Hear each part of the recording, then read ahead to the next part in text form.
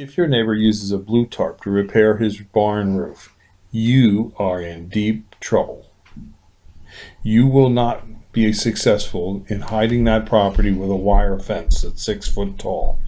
You're going to need the green giant arborvitae, because the green giant, when planted 4 or 5 feet apart in a straight row along a property line, will grow rapidly 3 to 3.5 feet per year, attaining a height that you can visually have a blockage from blue tarps after they disintegrate on your neighbor's roof.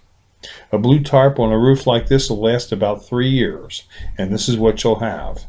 If you plant a 5-foot green giant, in 3 years it'll almost be 18 foot tall. So when your neighbor brings out the blue tarp, you bring out the green giant.